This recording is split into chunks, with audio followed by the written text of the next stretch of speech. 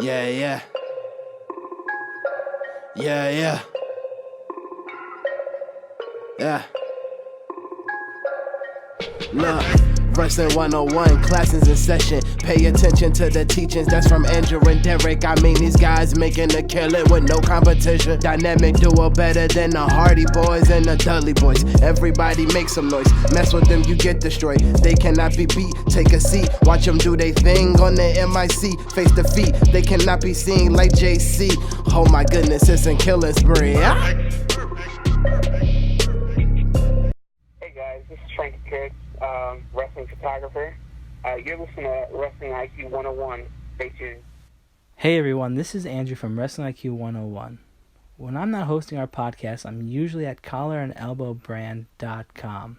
That's right, Collar and Elbow is the only place that combines wrestling with street attire.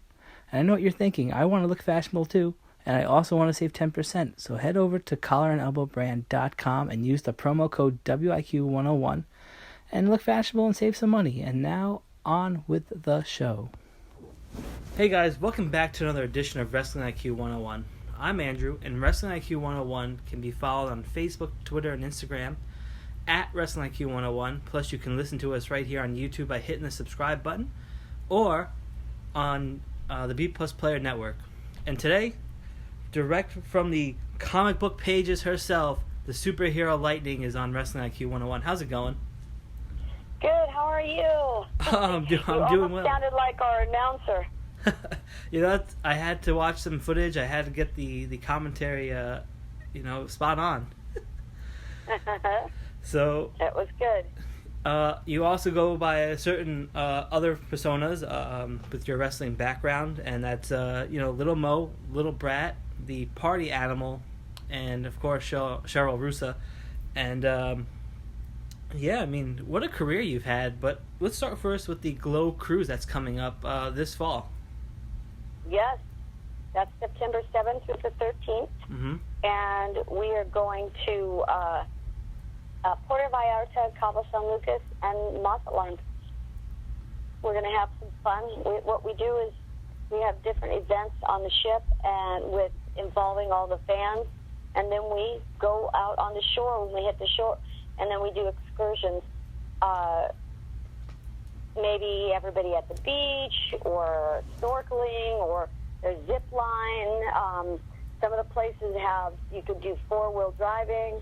I'm not sure about this location because I haven't looked, but we went on to pyramids on one of our last cruises.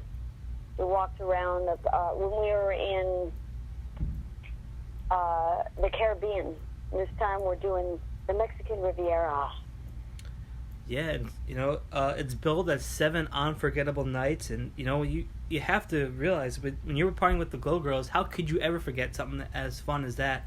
It was just a couple months ago that I saw you guys out here in Jersey, and I mean, you had a booth out there, and you guys had so much fun. I mean, that line was almost out the door. Oh, I'm so glad. I'm so glad that you guys enjoyed having us, and I'm glad that we were invited out there. I hadn't done anything on the East Coast. Jeannie had. The only thing I've ever done out that way is wrestling, indie stuff. But for the conventions and stuff, I've been mostly here in Las Vegas. Wow. Yeah, that's kind of cool. And have you... I'm sorry? What did you think of our panel when we were in New Jersey? Honestly, I thought you guys stole the show. They had other guests that went up there and other activities. But, yeah, I thought you guys were awesome. I thought you ladies had I could see that you guys were having a great time as I was enjoying it. And plus, when you guys were behind the table, it just felt like one big party. I kind of felt bad for Barry Horowitz because, everybody was running to you guys. Oh, he was doing okay, though. I was watching him, and then we did some stuff with him. Yeah. We did photos and stuff. The thing is any Glow Girl, we're all... maybe it's just from the way we started. We have this animation about us, and it's hard not to notice us, because of just the personality types. Everybody that wound up making it as a glow girl, they weren't just good athletes. They, we were very outgoing extroverts, maybe. Mm-hmm. I flip back and forth on both, but I have no problems being an extrovert, too. I mean, I could sit and paint and draw and be all by myself, but then get me in front of at a party, and I'm like Miss Social Butterfly. I guess you could say that. I don't know any glow girl that isn't a social butterfly. There's no wallflowers. Yeah, all the ones that I've talked to and stuff like that, yeah, they have that certain spark. But, you know, it doesn't stop there with just the cruise. You're going to be making your way to the LA Comic-Con on October the 11th to the 13th of 2019. How excited are you to get out there and to meet some of the fans? Oh, I love it. We've been there for a few years in a row, and it's amazing the fans that pop up. We had a couple, it was last year maybe, we had this one girl show up, and she, of course, it's a Comic-Con, and it's all like everybody across the board, sci-fi. The audience for that type of event is the costume-driven. They had crazy costumes. People were coming up with their own version of an 80s costume and wanted to be in the booth to do photos with us and stuff. This one girl stood out to me. I got a picture with her. I'm going to have to post it. I never posted it. She was wearing basically a Star Trek uniform wrestling outfit. Wow. That's awesome. You can picture a Star Trek uniform, with the little Starfleet emblem. Yeah. Only shape it into a one-piece wrestling gear, But basically, she was a Star Trek pro wrestler. It was hilarious, glow wrestler or whatever. Oh, that's awesome. that was I got a total kick out of that one. Yeah, that's awesome. That was. Yeah, so if that's what you're gonna get into at the LA Comic-Con, I can only imagine what this year's gonna bring and the fun memories, because that just sounds awesome, and I'm glad people are still coming out to see you guys. That's even better. On the third day, they do trick or treating for all the kids. So they go booth to booth to booth, and every booth has a huge bag of candy, and we give out the candy. Yeah, it's a win-win. The kids get some candy. The wrestling fans get to meet you. I mean, this is awesome. It's a great place to be for sure. It's kind of interesting because you talked about earlier that you wrestled across. You came here and wrestled in New Jersey and New York, but you also wrestled in Japan. I mean, how was that experience? Oh, Japan is the best wrestling in the world. If you get invited to wrestle in Japan, it is a great honor, and they don't mess around out there. What we would consider shoot wrestling here is just normal, everyday wrestling over there. And it's not that they're being trained to shoot; they're just being trained to wrestle stiff. That's what is normal out there, and you wrestle with the best of the best, and you become the best person you can be in the ring. After I got out of there, out of Japan, I came back and I was running circles around some really extreme and good wrestlers. It's just you have to just come up to this level of speed and strength, and they just run so much differently out there. I don't know how it is now, but back then too, the wardrobe that they were wearing was kind of 50s bathing suit looking. Okay. I went out there with my tights and my thong-ass one piece, and they were all flipping around looking. I felt like I needed something to cover my butt, but there's nothing I could do about it. There was no shopping time. Whatever was in my bag, my gear bag was all I had, so I had to just trot out there with my butt hanging out there where everybody else is all covered up. Wow. It was definitely an experience.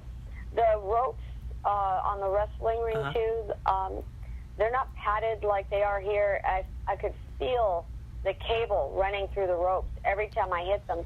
I've got pictures of welts, like running from one rope to the other, and you could see the welts on my back from hitting the ropes. Mm-hmm.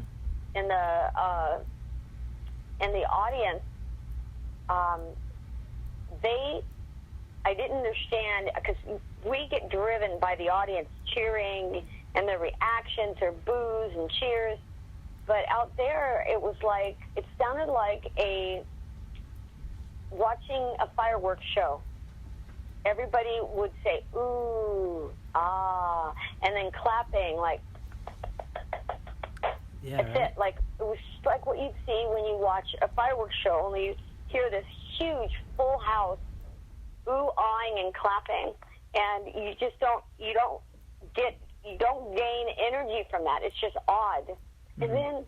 And then we were taping it, I can't even pronounce it, Corcoran Hall, Mm-hmm. something like that. I'm sure everybody out there who knows it's going, that's not how you pronounce it. And I could hear these two Americans cheering for me in this sea of silence. Hey, I knew they were Americans. I'm like, yes! I point my finger way up into the nosebleed seats. I'm like, yes!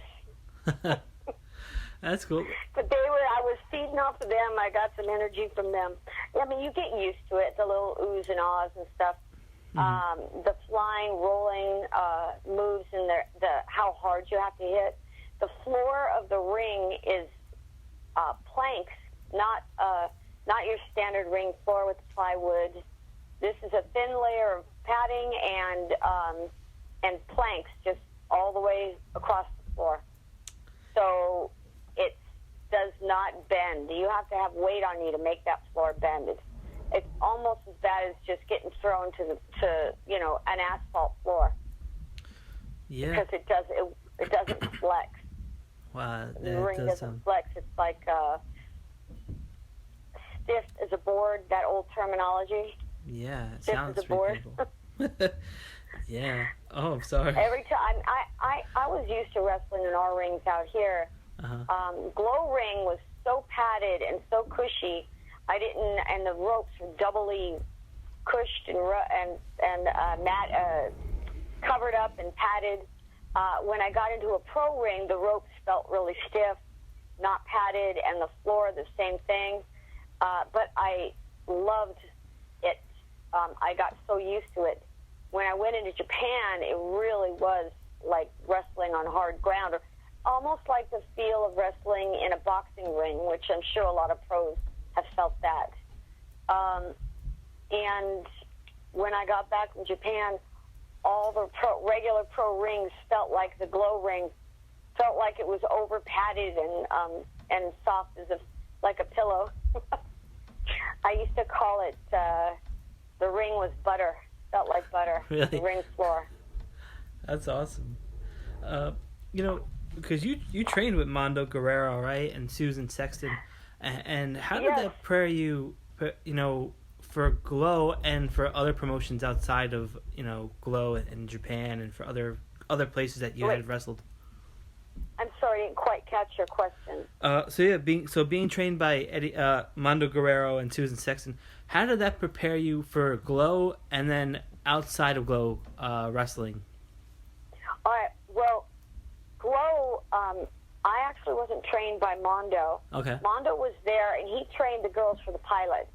Oh, okay. Then the girls from the pilot trained the first season girls. Okay. Then the first season girls trained the second season girls. Mm-hmm. I was trained by the two girls from the first and second season, which was Debbie Debutante and Nunuchka. Okay. Right? So by the time I was trained, they had forgotten verbiage on names of moves, and some of the moves were like not quite correct or not. So when I finally went over to pro, that's when I was trained by Stu Sexton. Okay. And but that unfortunately was after I'd already gotten to LPWA. They promised me training in advance and then never trained me. So they just threw me to the wolves, basically. Eventually, I got trained, but at that point, LPWA was going down the hill from there, so I really didn't get a lot of matches in where I actually understood the difference between choreographed matches versus just freestyle pro wrestling, real pro wrestling. But after I left LPWA, I was trained enough that Japan was interested in me. And I trained, before I went to Japan, I was training with Mondo and also Jesse Hernandez and Billy Anderson, School of Hard Knocks. Jesse and Billy would let me totally shoot with all their newbies coming in, so I would get ready for Japan. Okay. Because they were telling me, you got to hit hard, you got to this, you got to that. And they were letting me literally kick the shit out of their newbies, their green beanies, new faces in the ring. And if anybody complained that I'd hurt them, they would say stuff like, "Oh, you were hurt by a little girl," and they would, they would just buck up. They were bucking up their guys to take hard hits, and they were helping me train for Japan. Mondo was awesome to work with. I'm sorry I didn't get to work with him originally with Glow. When I first met Mondo knew that I was Glow, whatever, trained by Glow, and he's like, "Can you drop kick?" I'm like, "Yeah." He's all, "Can you hit here?" Shows my stomach. I'm like, "Yeah." He pats his chest. He's all, "Can you hit here?" And I go, "Yeah." He puts his hand over his face. He's all, "Can you hit here?" And I go, "Yeah." He's all, "Well, come on, let's go." And I go, I don't want to hit you in the face." He's all, he made me actually jump to his face to hit him. He didn't believe me that I could do it, and I just leapt right up and hit him in the head. He's all, "Okay, all right." And then he's like, brings his hand above his head and says, "Can you hit here?" And I'm like, "Nope." And he's, "All right, I like that you know exactly how high you can jump." Wow. That's pretty cool. Yeah, Mondo's still around. I talk with Mondo. Great guy. Sue Sexton, when I was training with her at the tail end of the LPWA, she was asking me different moves. "Do you know how to do this move?" And I'm like, "No." She goes, "You don't know this move." I'm like, "No." She couldn't understand why I didn't know some basic move. And then she showed it to me, and I'm like, "Oh, that's a blah, blah, blah." Whatever name that the girls actually made up for this move. And she's like, "A what?" So a lot of her training me was correcting my verbiage and form. Oh, wow. Because I did know a lot of moves. I just, some of the forms were taught incorrectly, and the names, they just made up names when they couldn't remember the name of something. They just gave it a name because we just needed to do whatever that move or give us tools to use in the ring. It didn't really matter what it was called, because it wasn't about being a pro wrestler. It was about being an entertainer and a glow girl. Yeah. By the time I got to LPWA, we were doing, I was afraid of wrestling with those girls because they were wrestling circles around me because I didn't know anything yet, really. I was basically half trained. And then they were trying to do little sketches and stuff like Glow did. Nothing comedy, but more like letters from the fans, that sort of thing. And most of those pro girls were scared to death of the camera for any reading lines. They were having such a hard time. And I just jumped up there and just batted out the lines, bam, bam, bam, bam, because at this point, I was doing all that stuff with Glow, and I was actually the opposite. In Glow, I was afraid of the camera and doing acting, but I had no problems wrestling. And then when I got to LPWA, it was the other way around. I was scared of the ring, and had no. I'm like, give me more lines, I'll spit them out. You know. That's funny. Yeah. Well, and then of course, eventually got fully trained. I ended up wrestling a lot of indie stuff too. I got the AIWA Women's Championship belt, and the PCCW Women's Championship belt, and I did the WAW Women's Internet Championship belt. That one's recent. And eventually spun off and started doing stunt work in the movie industry. Yeah, actually, I was just going to ask you about that because you alluded to drop kicking earlier. You actually, right? You drop kicked Jim Carrey, right? On Man the Moon. Yes, yes, on Man on the Moon. That's another story. And Judo Gene LaBelle, and Mondo Guerrero were both there helping the stunt coordinator with this project, and they were going to do, every girl got one move with Jim and then freestyle with him for a couple of minutes, 2 or 3 minutes, just whatever goes in the ring. And my was going to be, he was going to grab me by the hair and throw me, basically a hair toss, a hair mare, you want to call it, you know, by the hair, and a huge throw across the ring. And they, of course, they're movie people. They're not wrestlers. Yeah. And I am very petite.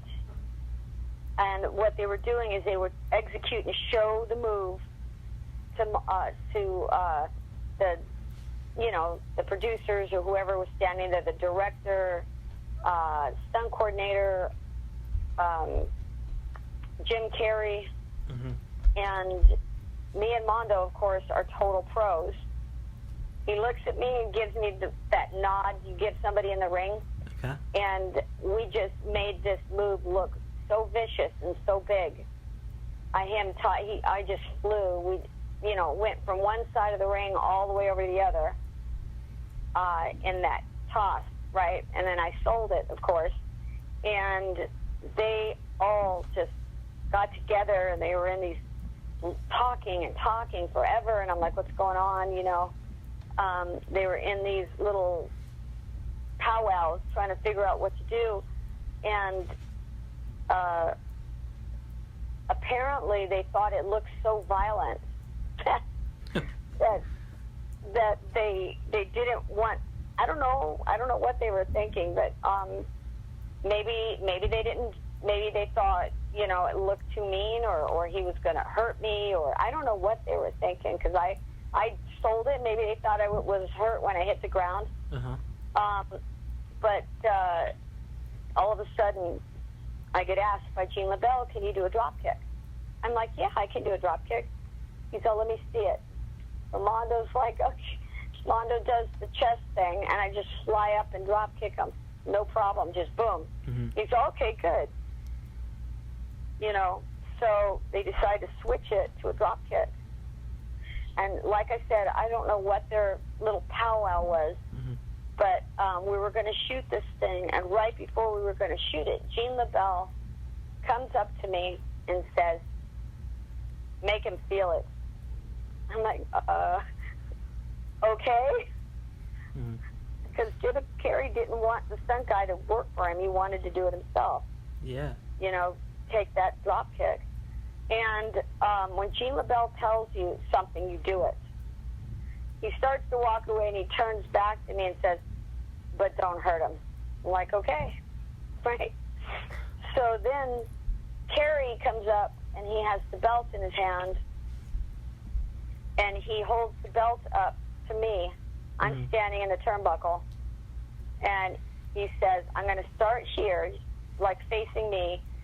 He bounces his head in the belt, like bragging with it, turns it towards front view of the ring, And then he's like jerking his head, bobbing it, you know, and bobs it back to me and says, the second I get here, you hit me. I'm like, okay. He's like, no, right when, I'm like, okay, right when I get here, no problem, you know. Yeah. And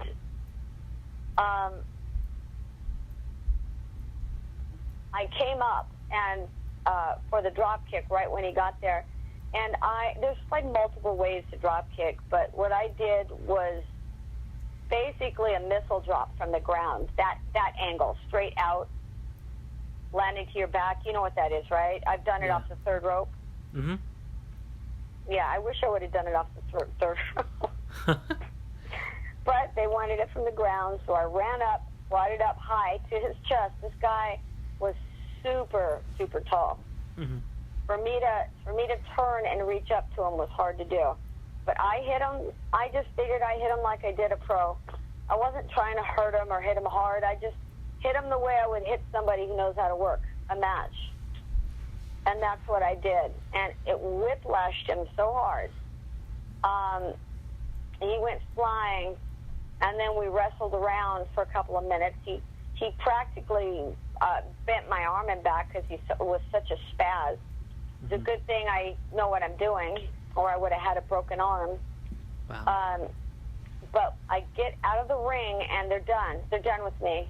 Boom, that one take.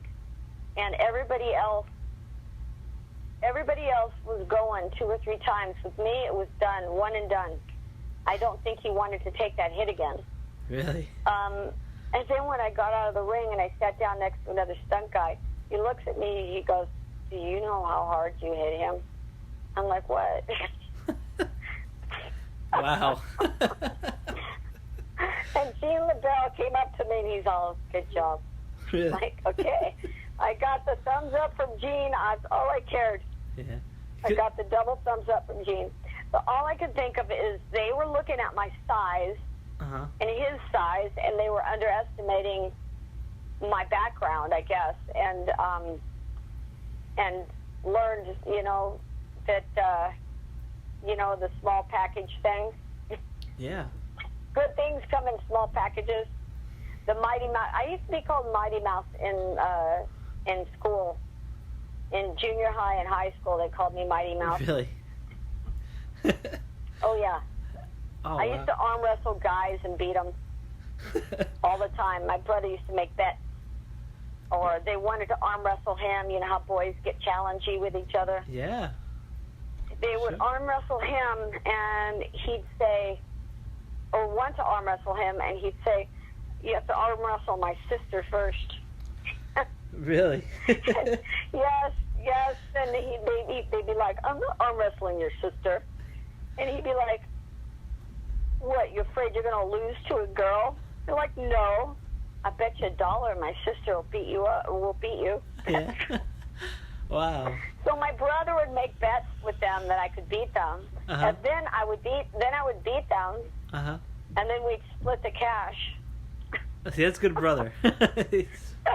That's a good brother, splitting the profit. That's he is a year older than me. He was stronger than me. We would get into some good fights together. I mean, we used to wrestle and stuff. Get into, like, he'd pin me down, and I couldn't, you know, I couldn't get him off until he practically spit in my face. You know, dangling spit over my face. Oh. You know, and that would get me mad enough to kick him off of me. It was basically MMA. Really? MMA in the living room. Wow. But I was always competing with him, so he knew. I knew I wasn't as strong as him, but if they could beat me, then they could go to him. Sure. That's funny. Only 1 or 2 guys got past me. The rest were toast. That's funny. You know, that must have toughened you up for a life of stunt work, because you've done stuff for Hannah Montana, you know, you did Dolly Parton, and of course, you know, the Sweet Life of Zack and Cody. I mean... Oh, yeah. That's pretty incredible resume right there. Have you seen my reel? It's on Vimeo under my real name, Cheryl Rusa, R-U-S-A. That last name is easy, but so easy that people spell it wrong. Yeah, it's no, R-U-S-A. Because of Little Mo, I was known as Little Mo Russo. People started spelling my name incorrectly. Wow. Yeah, you have to send that reel over, because that's pretty impressive stuff that you've done. Well, it's online. It's online. Anybody can go watch it. Go to Vimeo and then just punch in my name. It'll pop right up. All right. I wrote that down. And all the shows you're talking about are on there. Recently, I just worked on a feature called The Boy Behind the Door. Okay. And I'm doubling a little boy that's running around being chased. Him and a friend are being hunted down by a crazy woman with an axe. And the other one I recently worked on was a Hulu show called Light as a Feather. And I play a dead mom, basically. Oh, wow. a dead mom in a nightmare. Wow. Well, yeah, you're going to have to go back and check those out for sure if you're listening. I've also been choreographing fights for the new Flow show, which is another incarnation through Matt Simber, the original director of Glow. Okay. I've been training girls and choreographing for a pilot or / trailer they're trying to put together for the show.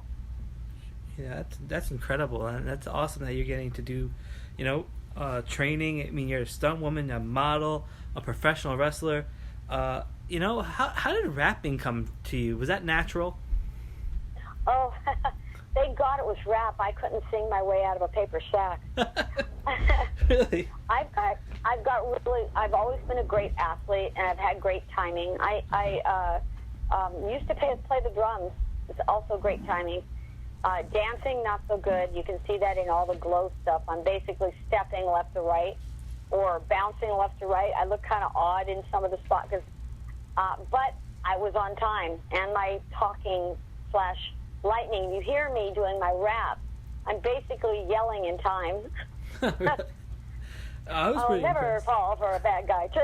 I was mocking more than anything. My brother and I used to mock each other, and we'd mock other people. We'd mock my sister and torture the heck out of her.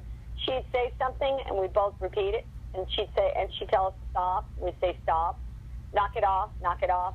We'd torture her till she started whining to my mom or my dad, and then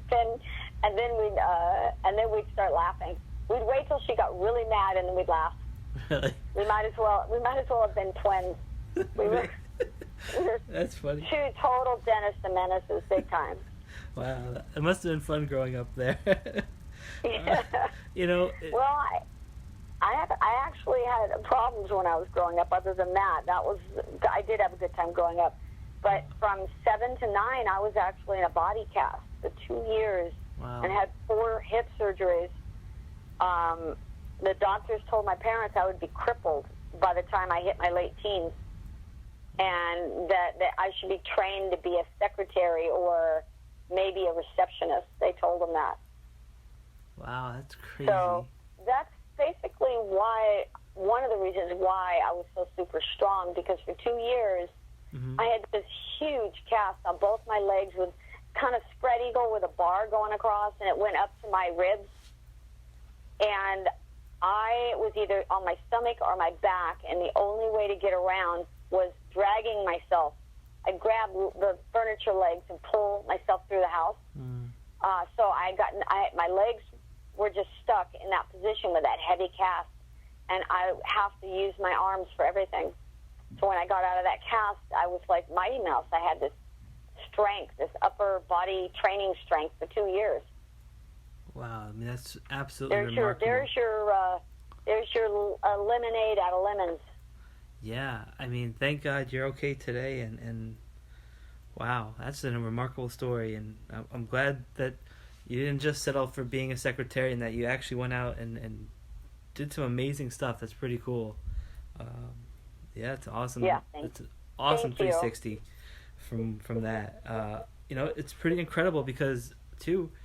You went from feuding, right, with Hollywood under Lightning, and then you became Party Animal and aligning yourself with her.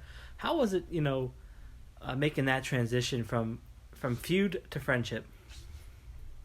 Well, now that Hollywood and I actually never feuded. We may have in the ring, but on behind the scenes, her and I would sneak off and go to the gym together. Okay. We went to rock clubs like the Moby Grape in Vegas, and when we were on tour, we'd go to different clubs. Mm-hmm. I have most of my personal photos. We all had our little cameras, with film you had to develop.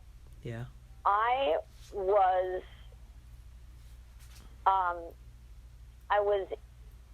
group shots and photo booths and stuff like that. Mm-hmm. I'm surrounded by all these bad guys. It was Hollywood, MTV, Beastie, myself, Daisy. I hardly have any pictures with any of the good girls. Wow. Yeah, that Hollywood and I clicked right away. We were both rock and rollers, Uh-huh. into the rock and roll scene. And after Glow, we just kept bouncing off of each other, back and forth. She'd get me work, I'd get her work. She was dragging me into the doing background and modeling jobs, and I was dragging her into pro wrestling, arena wrestling, and stunt work. Mm-hmm. That's pretty cool that you guys have had each other's back for so long. Yes. It's pretty amazing. You don't hear about that kind of stuff in wrestling, or sometimes even through life. Your closest friends and you kind of drift apart sometimes after school or something. And that's kind of cool that you guys remained, pretty close after all these years. A lot of girls, the Glow girls, Mm-hmm. I mean, we were all tight or sorority type kind of situation. When Glow ended, everybody went their own way. Hollywood and I kept going. All these girls, everybody started out trying to do more stuff in the movie industry, but they all faded away. They had families, or they outright quit. They just disappeared. But it was always Hollywood and I trudging through. We just kept going. Another one that kept going was Tulsa. Tulsa was doing stunt work out of Texas, Mm-hmm. and we ended up doing tours with for House Stone, Stallone. Hollywood hit all-girl boxing and wrestling, and we toured multiple locations with them. I even got a hold of Janine, and a.k.a. Palestina, Mm-hmm. and got her involved in a trip to London. Wow. And also Babe, the farmer's daughter, got her involved in a trip to Russia. Wow.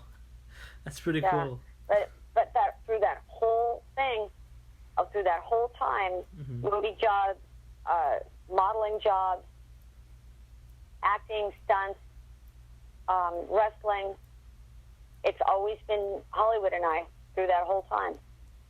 That's awesome. That's awesome to hear a true friendship like that. But let me ask you this real quick. I mean, you thought Glow was stupid, right? Oh, when I first started, Yeah. Before I first started, I'm sorry, I was with my boyfriend, Uh-huh. and we used to watch, this is how young we are, we're watching cartoons. Okay. We're watching cartoons in my parents' garage, and of course cartoons end, and then this show comes on, and he's like, hey, check out this show. Mm-hmm. So I'm watching the show, and it's all these girls in these sexy little outfits, and he likes it. He's got the guy liking the girl, like, aha, this is great, Yeah. And I'm watching this, and I just said to him right away, I go, this is stupid. He starts laughing at me Uh-huh. and tells me I'm jealous.